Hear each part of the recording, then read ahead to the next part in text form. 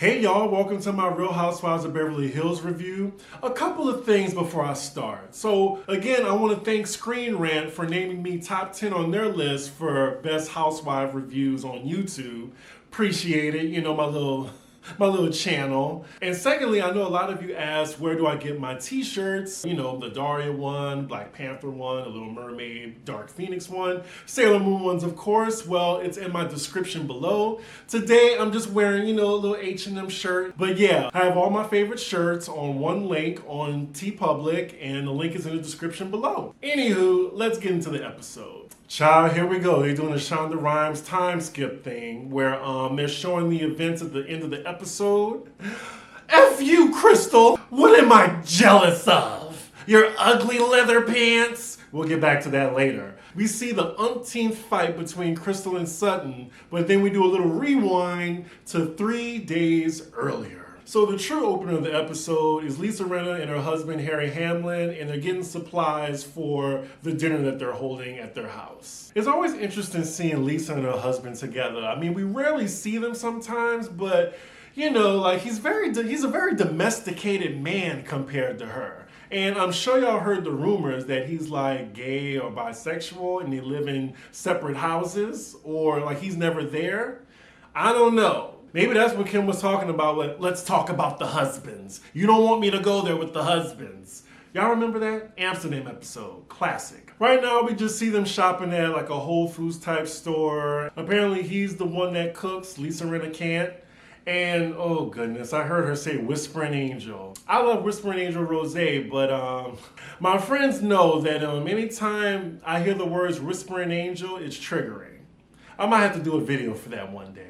Oh my God, next scene, we're at Kathy Hilton's house. I can't even call it a house. Her effing mansion. Her palace, pretty much. But Crystal and Erica are coming over with some of Crystal's friends, and they're going to play tennis in her tennis court.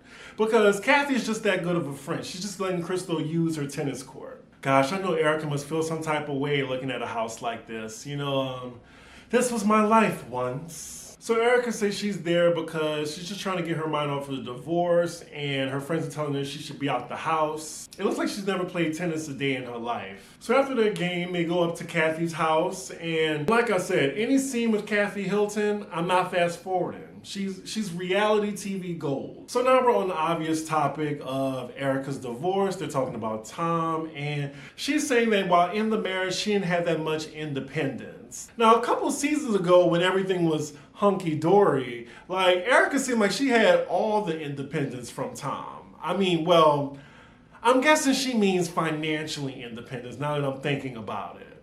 Because it seemed like she would never be home. Erica's saying that she doesn't have the housekeepers anymore. She's doing her own laundry. She's cleaning her own house.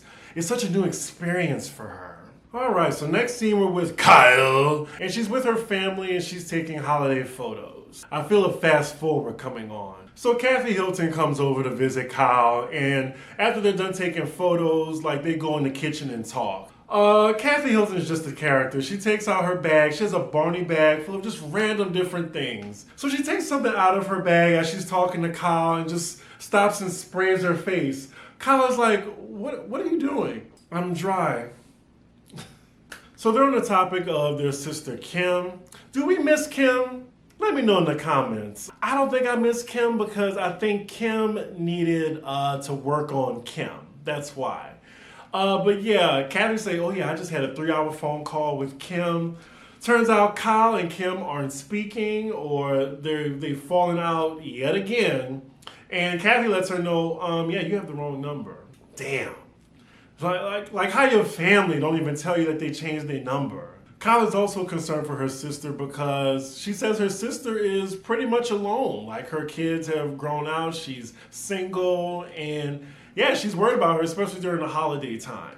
Now, I also heard about Kim that her and Brandy aren't friends anymore. They fell out because of what? Brandy's mouth. So yeah, I mean, Kim should have saw that coming. So next scene we're with Erica at her new place. The producers let us know how much she pays a month. She's renting a house. It's $9,500 a month. Okay, I mean, I can't afford that. But yeah, Rinna and Sutton are coming over to visit her place for the first time. God, I really hate that old furniture she took with her. Lisa Rinna was like, oh, it's so charming. Charming to describe a house or an apartment or anywhere you live is not a good thing. Charming is what you call a doghouse or something like that. Like, y'all know, when y'all looking for apartments on Craigslist or wherever, when you see charming, that means no, next ad. But Lisa's just trying to be a supportive friend and she's being nice. You know, she's like, you go, Glen Coco, you go. This is a nice place. Coming from like a 17-bedroom mansion. Okay, so it looks like Erica finally found some space to put her shoes all nice and neat in the closet, whereas it was like in one of her rooms scattered all over the floor. So Shady Producers asked Erica, so now in 22 years, do you have to think about money at all? And she was like, oh yeah, I mean, I have to think about money, but again, I've had a New York Times bestseller, I've had Shoe Dazzle, I've been on Broadway, I have these endorsements. She says she's still fine. All she's doing right now is just listing off all her streams of income so the victims can come to her for that $11 million judgment. Like, you know, the plaintiffs are watching this every single week. So they're in another one of Erica's rooms, which I really like. I like this little living area. Sutton is talking about Crystal yet again, like how she didn't like how Crystal didn't back down from using the word violation. Coming up is Lisa's dinner, and she's like, oh goodness, are y'all about to talk about this again?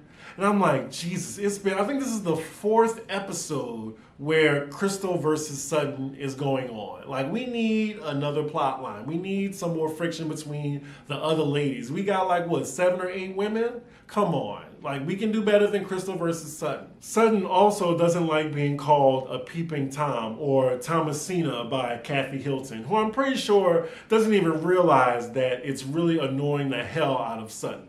So next scene, we're with Garcelle, and I gotta say, we're 21 minutes in, and this is the first time we see Garcelle. It also looks like one of her sons is annoyed by her. And you know, around the teenage years, your mom just get annoying. Especially if you have a lovingly overbearing mother that was like, what you doing? What you doing? Like, how was your day? Mom, I don't want to talk about it. I remember that so vividly. Because he kind of gets a little attitude with her, a little snappy. For that quick moment, you see Black Mama come out of Garcelle. Like, he said something slick, she dropped that silver, stop it right now, you understand me? I'm sure she's gonna keep it cute for the cameras though. Those boys don't know how good they got it. Generation Z, I tell ya. So next scene, we're at Lisa Rinna's house. It's the day of the lunch get-together that Harry's going to be cooking for all the ladies. Harry Hamlin sounds just like this. Tell me, which sauce do you like? Which sauce is good? Lisa Rinna is also doing something special for Garcelle. She's doing a little surprise cake for her. And yeah, she wants to fix their relationship since she was such a shitty friend to Denise. This is a pretty light episode. I'm 30 minutes in and not that much is going on so far. Okay, so Dorit makes her first appearance this episode 31 minutes in.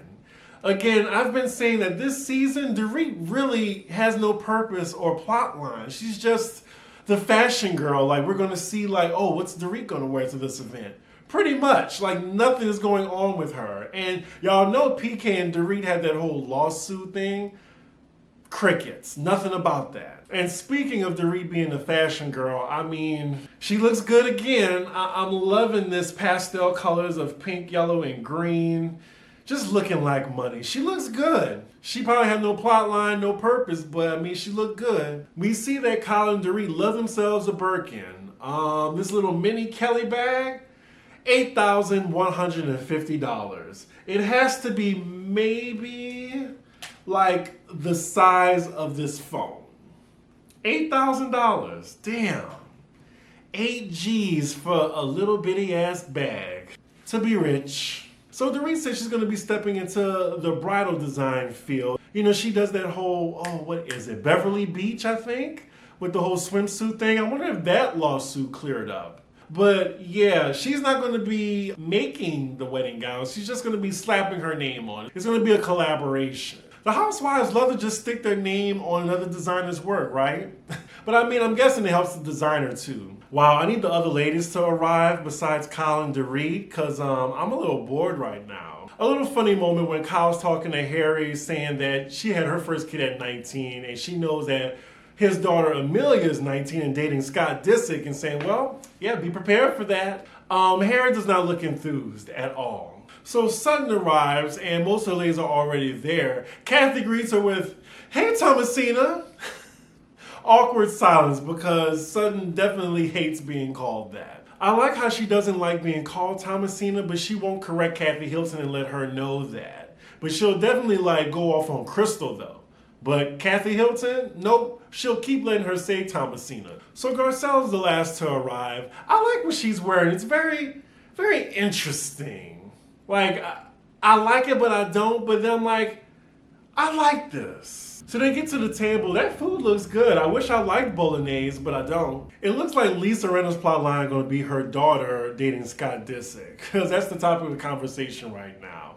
Again, I would not let my 19-year-old date a 38-year-old. Not in my house. You're going to get cut off. Let him pay for you. See, I don't understand why Erica Jane and Harry Hamlin are comparing themselves to her. Oh yeah, I dated someone 14 years older than me. Or Erica, I dated someone, I was 27, he was 61.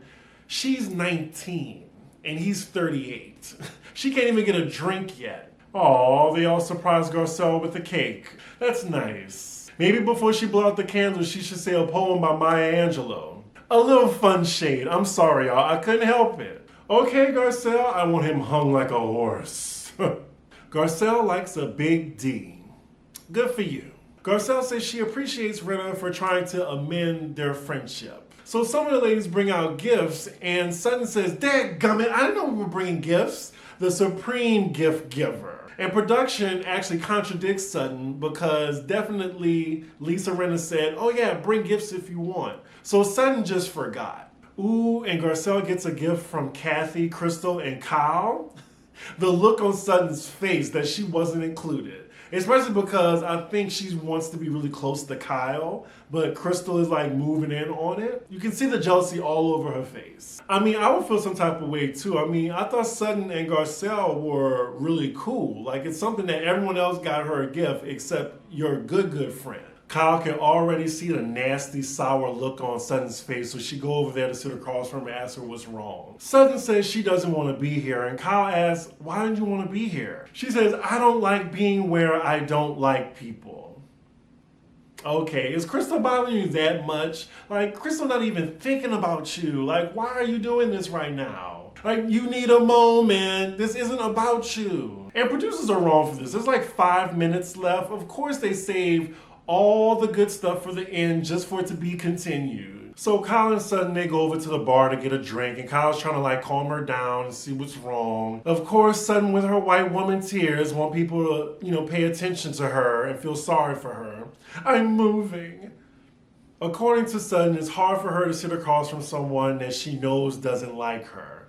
Crystal is not paying you any type of mind. None. Here we go. It's wearing at me. Sutton is giving Karen right now. So now the other lady at the dinner table hears Sutton yelling at Kyle, and they're trying to figure out what's going on. Oh, that crafty Rinna.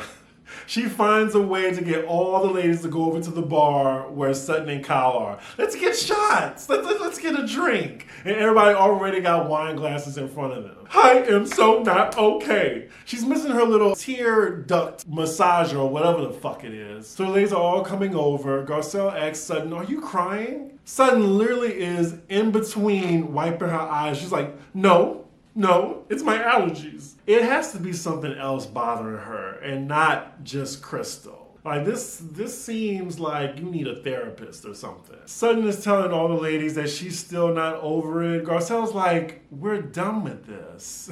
And she keeps talking. She's like, "Well, I just can't pretend everything is hunky-dory." Kathy Hilton, with the most serious face, asks her, "What's hunky-dory?" In that situation, I would have laughed. No one laughed right now. I think everyone's trying not to laugh because Sutton is on the verge of a nervous breakdown again. But how did no one laugh at that? I love Kathy Hilton. I love her. Also, what's funny, as Sutton is having a nervous breakdown, you have Dorit doing her makeup in her iPhone while she's doing it. So Crystal comes over and she's wondering what's going on. And Sutton is just saying she's not over it, and she's talking to Crystal all reckless like. At least Garcelle this time is trying to make it right, and seeing how Sutton is acting, it's not right. She's like, what do you need from Crystal to get over this? I'm glad Garcelle finally is saying something on Crystal's behalf. Like, check your friend. Sutton is like, you need to let me speak. Crystal's like, okay. She is so unbothered, and it is driving Sutton up the wall. Oh, again, Crystal. What crazy planet are you on? Crystal's like, not yours. Just effortless, unbothered. I don't know how some of y'all don't like Crystal right now, because she is so unbothered. Sutton is coming for her. Ooh, and the shrug. And then Kyle says, I think Sutton wants an apology. Crystal's like, no, I agree, no. That bitch don't deserve an apology. For what? For what? The word violate? And Sutton, you see she's trying to organize support amongst the other women. I'm glad it's not working this time. You're upset because you're jealous. Period. And just walks away. Sutton is about to have a conniption. Now Sutton is like having a tantrum. She walks off. That's it. I'm out. Go, no one cares. And then she says, fuck Crystal. No, ma'am. Jealous of what? It's so fun imitating her. It really is. Oh, she did not come for her leather pants. What am I jealous of? Your ugly leather pants? I'm not sure why I got that reaction out of Kyle. That was a weak read. It really was. And for the record, Crystal, those pants are fire. They look good on you. I like the leather pants. And the shady producers, they zoom in on her pants. And that's okay because I like them. Sutton has some fucking nerve coming for anybody's fashion when she looks like Mr. Peanut wearing her umpteenth burlap designer sack dress. Crystal still looks like she about to bust out laughing. Screenshot, girl. Screenshot. That is the look of someone that is unbothered by a Karen. And of course, it's to be continued. Oh my God. Like, they showed this in the beginning. Like, oh my God. This episode pissed me off because this was mostly filler, and then they saved all the drama for the last like 4 minutes. Anywho, y'all, I'm Team Crystal in this bitch. I don't care. Sutton can go take a hike right now. And I will say though that Sutton is making a really good villain because Beverly Hills definitely needed one. As always, let me know what you thought about the episode. Are you Team Crystal or Team Sutton? Yet again, make sure y'all like, comment, and subscribe, and I will see y'all for the next episode. Bye.